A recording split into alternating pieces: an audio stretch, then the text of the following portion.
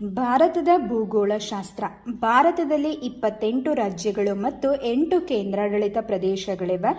June 2, 2014ರಲ್ಲಿ Andhra ಪ್ರದೇಶವನ್ನು ವಿಭಜಿಸಿ ತೆಲಂಗಾಣವನ್ನು ರಚಿಸಿದಾಗ ಭಾರತದಲ್ಲಿ 29 ರಾಜ್ಯಗಳಿದ್ದವು.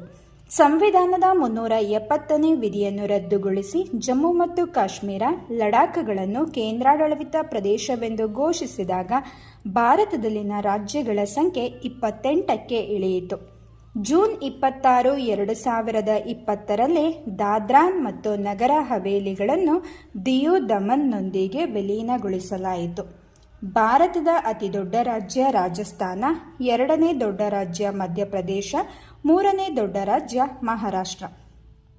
ಬೆಂಗಳೂರು ನಗರವು ದೆಹಲಿಯ ಮೂಲಕ ಹಾದು ಹೋಗುವ ರೇಖಾಂಶಕ್ಕೆ ಸಮೀಪದಲ್ಲಿದೆ. ಭಾರತದ ಸ್ಥಳೀಯ ಕಾಲಮಾನ ನಿರ್ಧಾರವಾಗಿರುವುದು 82.5 ಡಿಗ್ರಿ ಪೂರ್ವ ರೇಖಾಂಶದಿಂದ. ಭಾರತ ಮತ್ತು ಪಾಕಿಸ್ತಾನ ಗಡಿ ರಾಡ್ಕ್ಲಿಫ್ ರೇಖೆ, ಭಾರತ ಮತ್ತು ಚೀನಾ ಗಡಿ ಮೆಕ್ಮೋಹನ್ ರೇಖೆ, ಪಾಕಿಸ್ತಾನ್ ಮತ್ತು ಅಫ್ಘಾನಿಸ್ತಾನ್ ಗಡಿ ಡ್ಯುರಾಂಡ್ ರೇಖೆ.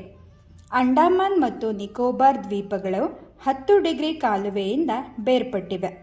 ಭೌಗೋಳಿಕವಾಗಿ ಗ್ರೇಟ್ ನಿಕೋಬಾರ್ಗೆ ಹತ್ತಿರವಿರುವ ಪ್ರದೇಶ ಸುಮಾತ್ರ.